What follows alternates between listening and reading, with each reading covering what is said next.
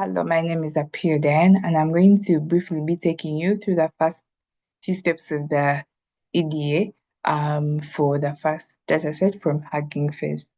The first 6 lines of this file, just importing the different libraries, and then I'm loading the dataset from the Hugging Face dataset library, and then I convert it to the pandas data frame. When we look at the line of code at line 14, so this just prints out the first few rows, the first few entries, like first 4 entries of the information in the dataset. Then we look at the info, which outputs the number of non-null entries in each column, the memory usage, and the data types in each column. You can see that from the terminal. For the first command, you can see we have printed out the first 4 entries in our data frame, and then the next command, you can see we've printed out non-null count and data type. And for integer 64, this is just a data type that represents whole 64-bit integers, which are whole numbers that can be positive, negative, or zero. And for floating point, this represents 64-bit floating point numbers, which are numbers with decimal points and can be used to represent like continuous variables. And then the describe command basically just generates descriptive statistics for our numerical columns in the data frame. So we have things like mean, standard deviation, among others, and things like standard deviation just basically showing the spread or like the dispersion of data. And then the next command, I just now specified how many entries I want to see, and it prints out the first 5 entries of the data in the data frame. And this last command at line 18 prints the sum or like the total number of missing values in the column. And you can see in all our columns, we have 0 missing values. And then we can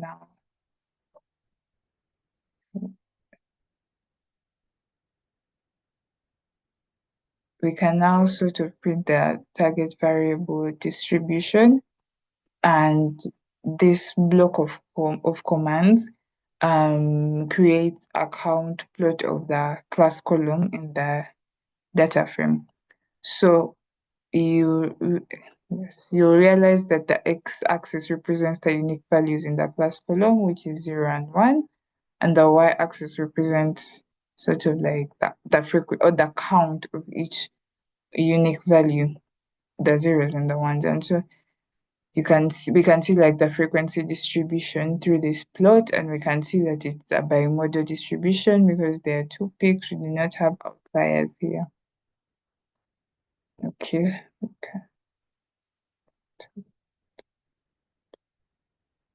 So if we move on to the next block of commands,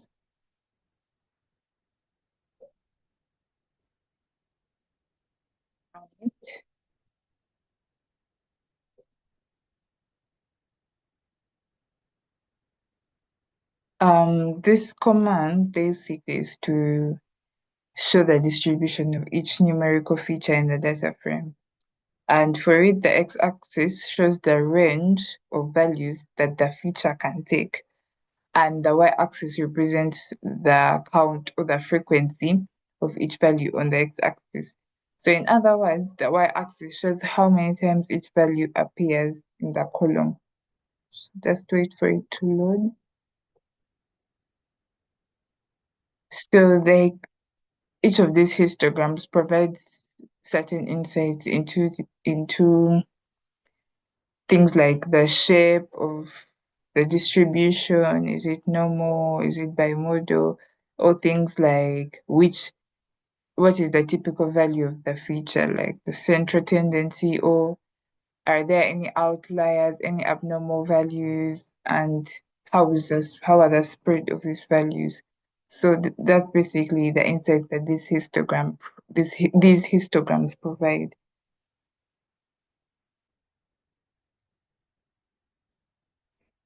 So this is the plot for that command, and you can see the different distributions of the features. Yes.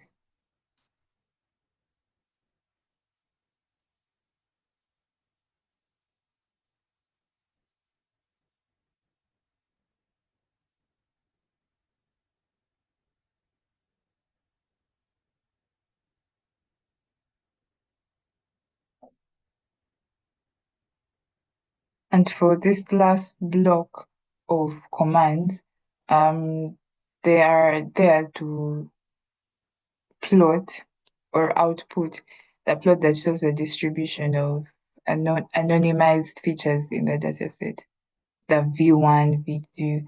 And so the x-axis represents the anonymized feature being plotted, and the y-axis represents the count of each value in the x-axis.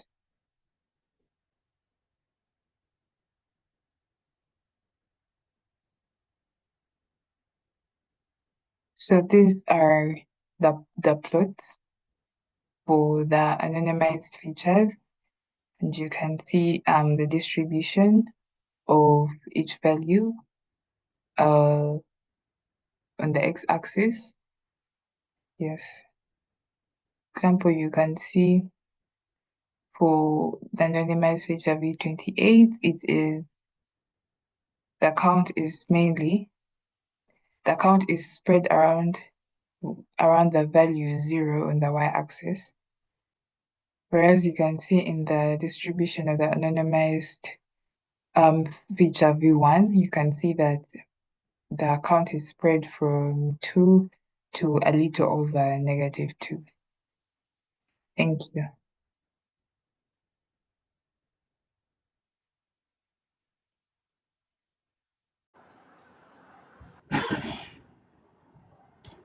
My name is Karungi Maria Daphine, and I'm going to talk you through the last phase of the EDA, which is analyzing the variables and getting the relations between the variables. So the use of this last phase is to help us understand how different features influence each other and how they impact on the target variable, which is fraud for this case. For example, is it fraud or it's not fraud? And we visualize the distribution, the correlation, and the outliers to actually determine and see how they relate to each other. So the first code is about a histogram, and so we create a histogram for each different feature. Since we have 28 features, so we shall create 28 histograms for each of the features using a 5-row by 6-column grid, and these histograms contain information about each feature. For example, how the values for each feature affect each other and how they help us understand the spread of data. So when you run this code, you'll end up getting an image like this, and as you can see,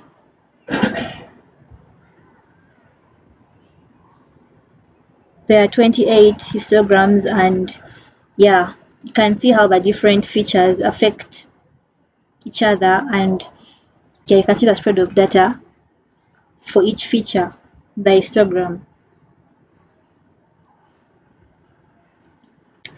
Then the next code is about correlation, and therefore the next code is about correlation, which helps us actually determine how different features affect each other.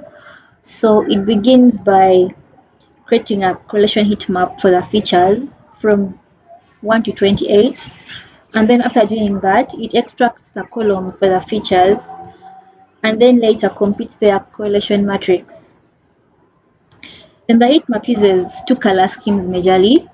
There is red and then there is blue, whereby red means high correlation and then blue means negative correlation. So this helps us identify relationships between the different features, which is useful for feature selection and understanding the structure of the PCA transform data. So when you run the code, you'll get this image. As I said before, red means positive correlation, then blue means negative correlation. So when you visualize this, you actually see how features from V1 to V28 affect each other. So moving on to the next. So for the third code, um, it's about detecting outliers using box plots. So it basically helps us determine outliers, for example, anomalies in the data using box plots. And when we run this code, you actually end up getting something like this. So the box plot includes the median, the quartiles, and as well as extreme values. For example, now there's the whiskers. Now, any points outside the whiskers include a chance of fraud or anomalies in the dataset. So box plots help us spot unusual patterns that may deviate from the usual way. So it helps us actually identify fraud or any wrong patterns in the dataset that could actually hinder our progress. Then for the fourth code, it's about, so move on to our last code, which actually helps us identify which features are useful in distinguishing fraud. This is the most vital, in fact, I think it's the most useful visual thing we can use because it helps us to see, like helps us know which features actually are more prone to fraud than the others. So they compare the different fraud versus non-fraud transactions across all PCA features. So if two curves actually overlap, it means that actually the feature isn't very useful for detecting fraud. But if they look distinct, that feature is a strong fraud indicator. So this helps us figure out which features are most important when building our machine learning model. So when you actually run the code, it will bring you this visual interpretation. As I said, if two overlap, it means, now for example, for V1, as you can tell, because orange is for fraud, green is for not fraud. So these two overlap. So V1 is not really useful for fraud because they overlap. Now, I think most of them actually are not really that useful because most of them overlap. I think except V8, whereby you can see they're kind of distinct. So this can tell, now you can use V8 because they don't overlap, they're distinct. So it will help us actually search for the feature that can detect fraud. There are KDE plots, that's kernel density estimate plots, that compare fraud versus non-fraud transactions and make life easier because it's direct. I mean, you don't have to go through histograms or go through correlation to actually tell fraud. Like, this is direct. It shows you which features can be, you can use to actually detect fraud. Thank you very much.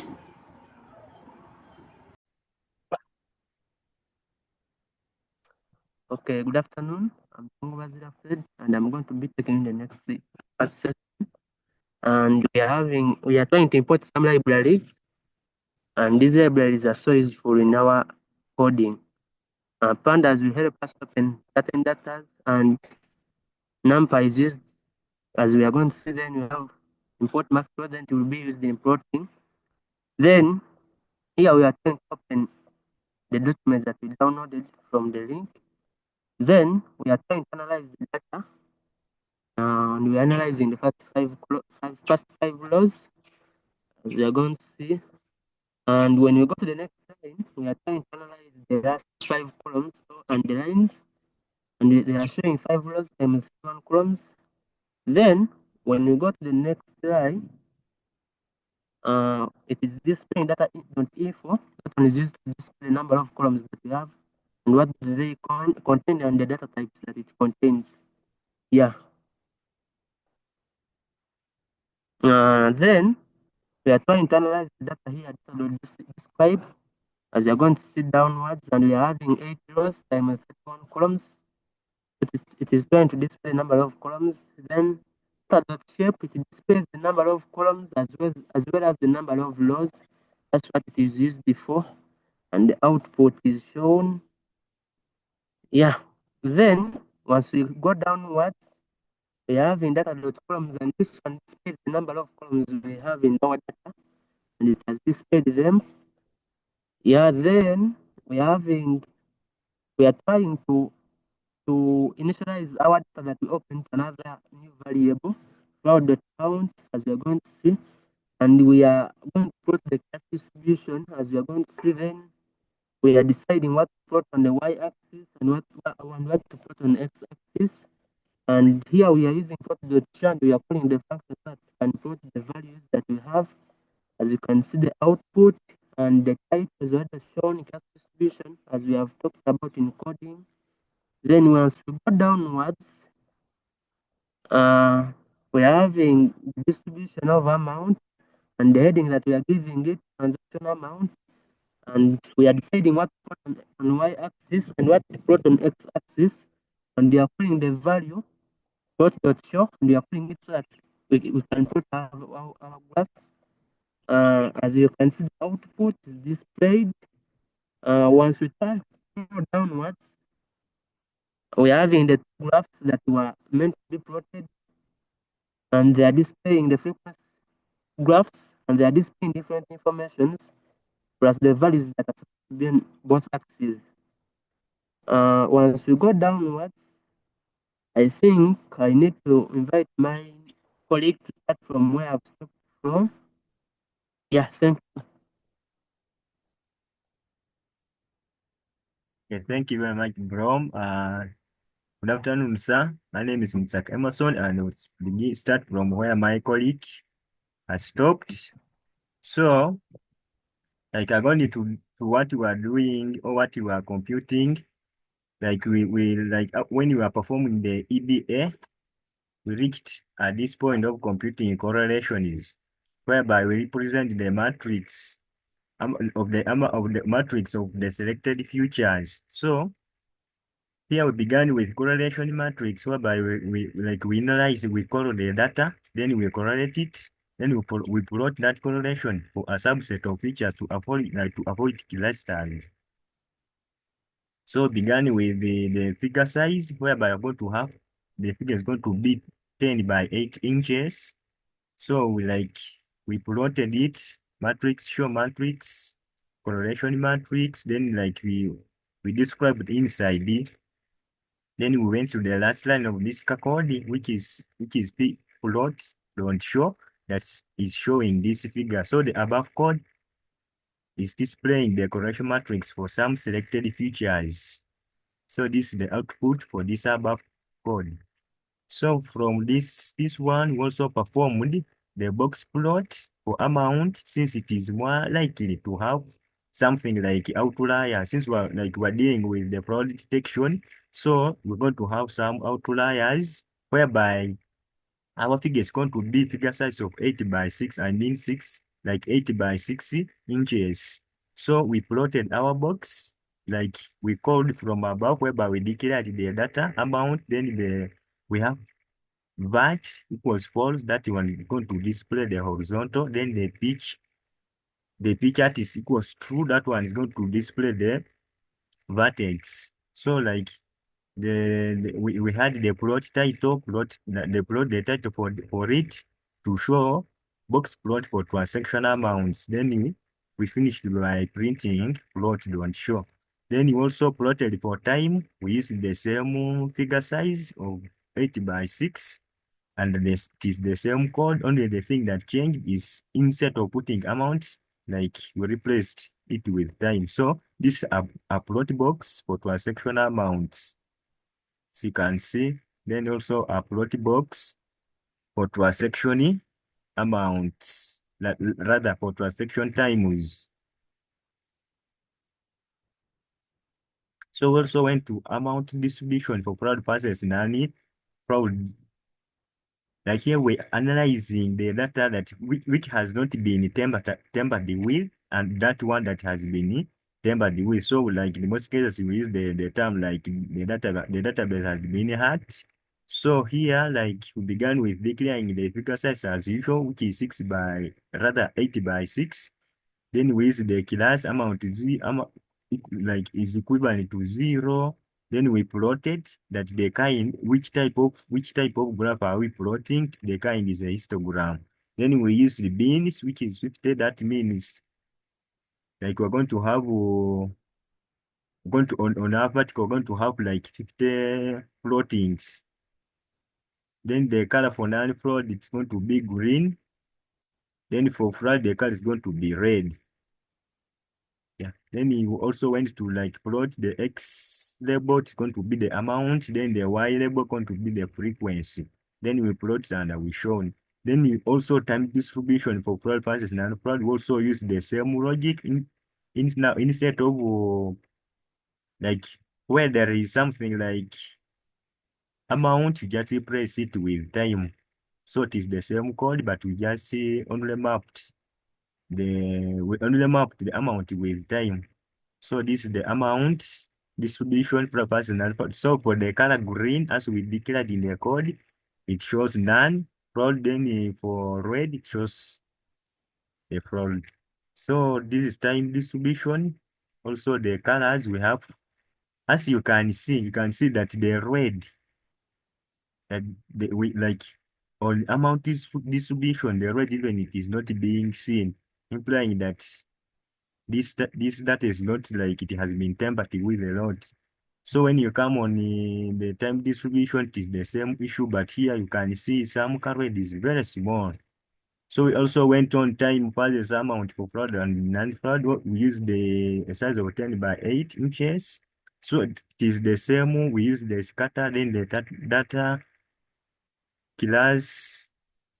Then we have remained with the non-flood as green, then flood as red.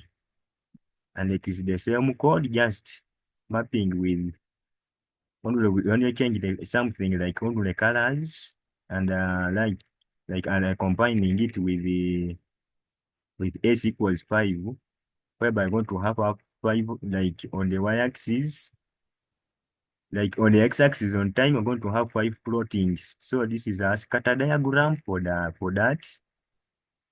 We also went to pairwise feature comparison, whereby we had the V1 amount, that is the scatter matrix. So from pandas, we plotted import scatter matrix. Then from there, it is the subset of the data we declared. Then we called it by declaring the scatter matrix. Inside, we have the inches as 10 by 8. So this is the pairwise feature comparison as it is shown here.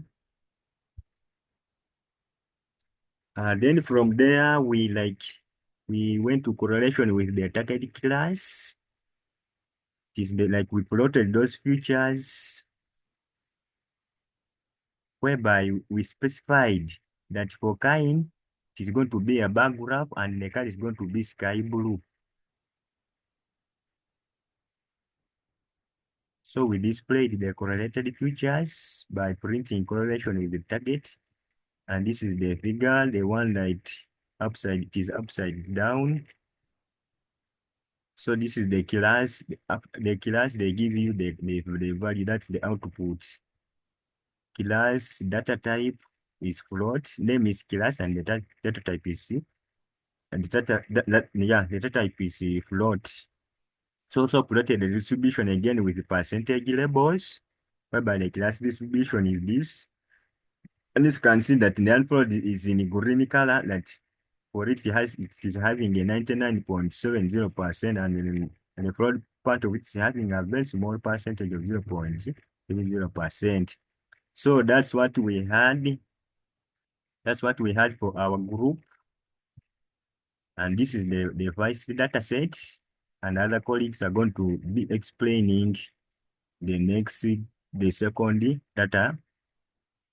Yeah, the second data set. Thank you, sir.